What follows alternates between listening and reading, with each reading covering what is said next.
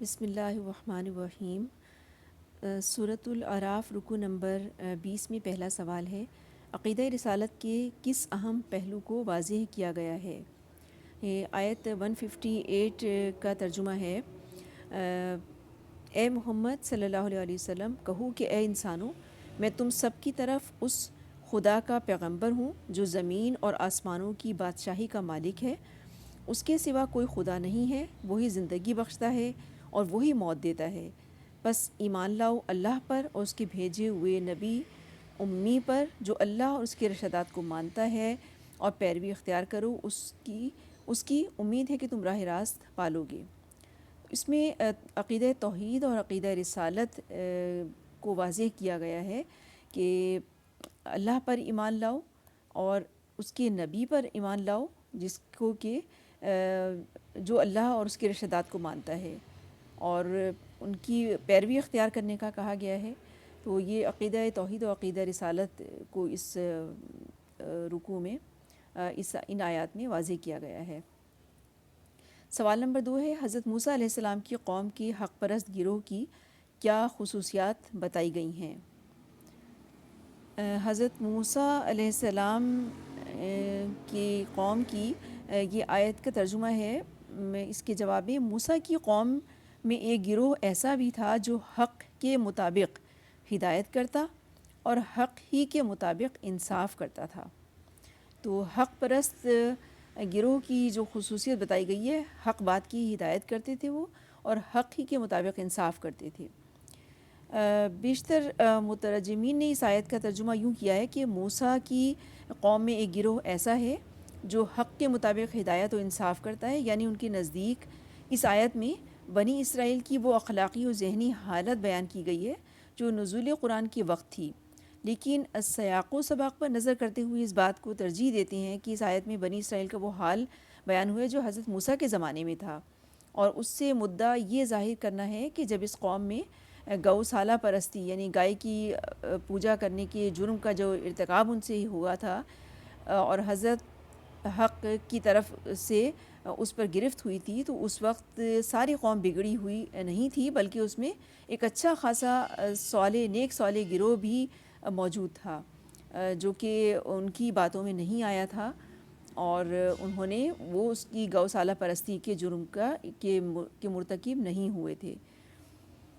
پھر اس کے بعد ہے تیسرا سوال، ثابت کیجیے کہ 12 چشمے من و سلوہ اور بادلوں کا سایہ اللہ تعالیٰ کے بنی اسرائیل پر در حقیقت بہت بڑے احسانات تھے۔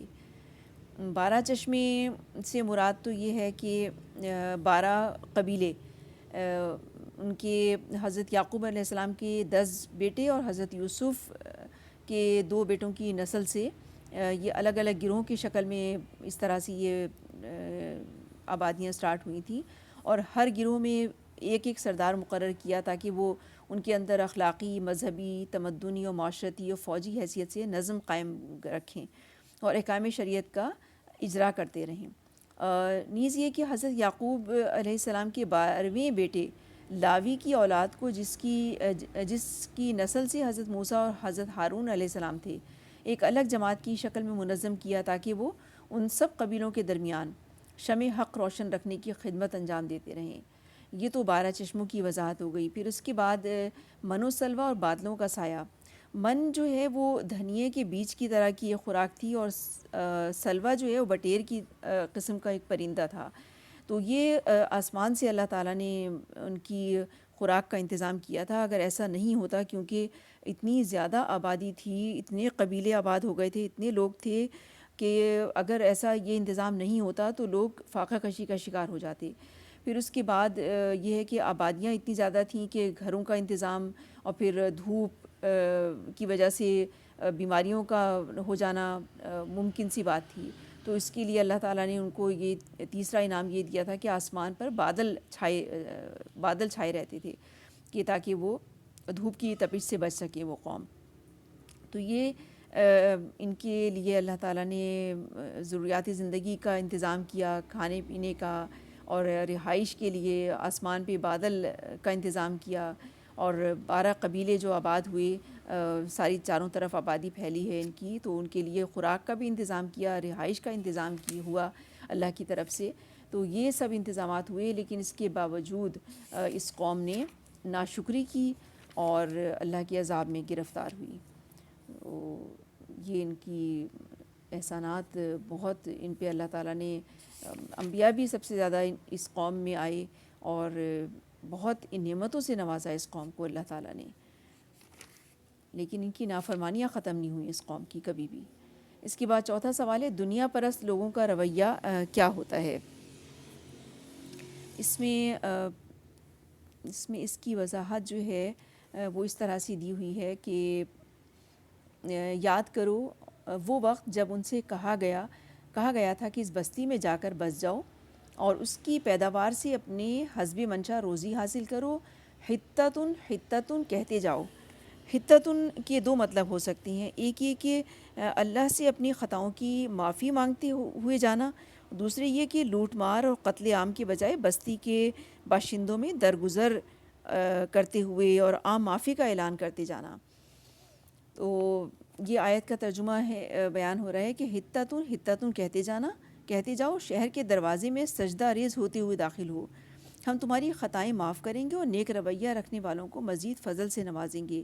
مگر جو لوگ ان میں سے ظالم تھے انہوں نے اس بات کو جو ان سے کہی گئی تھی اس کو بدل ڈالا، اور نتیجہ یہ ہوا کہ ہم نے ان کے ظلم کی پاداش میں ان پر آسمان سے عذاب بھیج دیا. اس کے بارے میں جو ہے اس کی تشریح سورہ بقرہ کی 74-75 حاشیے میں اس طرح سے دی ہے کہ دنیا پرست لوگوں کے بارے میں بتایا ہے کہ یہ ظالم جابر فاتحوں کی طرح اکڑتے ہوئے نہیں جانا، کیونکہ جب ظالم جابر جب کوئی فتح حاصل کرتا تھا تو اکڑ جاتا تھا، اور اللہ تعالیٰ کو یہ سخت ناپسند ہے یہ بات. تو اس میں ہدایت کی گئی کہ جابر ظالم فاتحوں کی طرح کرتے ہوئے نہیں جانا، بلکہ خدا ترسوں کی طرح منکسرانہ شان سے داخل ہونا. ان کے ظالم جابر جو فاتحی جو اپنی فتح کا جشن مناتے ہیں تو وہ اس میں ناچ گانا اور اپنی شان سے اکڑتے ہوئے داخل ہوتے ہیں. تو اس سے منع کیا گیا ہے اس آیت میں. اس کا دنیا پرست لوگوں کا رویہ یہی ہوتا ہے کہ جب کسی بھی چیز میں کامیابی ہوتی ہے تو اکڑ پیدا ہو جاتی ہے، غرور تکبر کا شکار ہو جاتے ہیں، اور ان کی گستاخانہ اور بہت متکبرانہ ان کا انداز بن جاتا ہے. تو اس میں اس رویے سے منع کیا گیا ہے اس حوالے سے. اور اس کے علاوہ جو نصیحت کی گئی ہے کہ خدا سے اپنی خطاؤں کی معافی مانگتے ہوئے جانا، دوسری یہ کہ لوٹ مار و قتل عام کے بجائے بستی کے باشندوں میں درگزر اور عام معافی کا اعلان کرتے جانا. تو دنیا پرست لوگوں کا عموماً یہ رویہ ہوتا ہے کہ اپنی جب بھی کوئی کامیابی ملتی ہے تو وہ اللہ کی طرف سے اپنے لیے انعام سمجھتے ہیں کہ اللہ نے ہم پہ فضل کیا، انعام کیا، اور جب کوئی مشکل آتی ہے تو وہ پھر وہ شکایت کرتے ہیں کہ یہ اللہ تعالیٰ نے ہمیں ذلیل کر دیا. تو یہ دنیا پرست لوگوں کا رویہ ہوتا ہے، بجائے شکر کرنے کے وہ اس کو اپنا انعام سمجھتے ہیں، اپنے لیے اپنا ایک طرح سے حق سمجھتے ہیں کہ جیسے ان کا یہ حق تھا اور ان کو مل گیا، یہ دنیا میں جو ان کو فائدے نفع حاصل ہوا یہ ان کا حق تھا. ایسا نہیں ہوتا. تو اس چیز کا بہت غور و فکر کرنی چاہیے اس حوالے سے. جب نعمتیں ہوں تو ذمہ داری بھی اسی حساب سے بڑھ جاتی ہے انسان کی.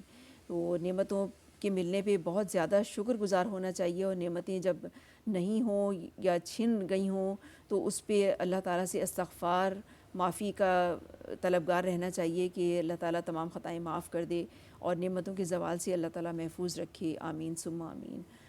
بس اپنی رویے کو بھی مزید منکسر المزاج ہو جانا چاہیے نعمتوں کے ملنے پہ، اور نعمتوں کے نہ ملنے پہ بھی رویہ ایسا ہونا چاہیے کہ اللہ تعالیٰ کی ناراضگی سے بچیں. یہ دونوں نعمتوں کا ملنا بھی اللہ کی طرف سے آزمائش ہوتی ہے، اور چھن جانا بھی اور نعمتوں کا کم ہونا بھی یہ آزمائش ہوتی ہے. اللہ تعالیٰ اس کو سمجھنے کی توفیق عطا فرمائے اور ہدایت پہ رکھے اور دنیا پرستی دنیا کے وہن سے بچائے پروردگار، آمین ثم آمین۔ سبحانک اللہم و بحمدک نشہد ان لا الہ الا انت نستغفرک و نتوب الیک۔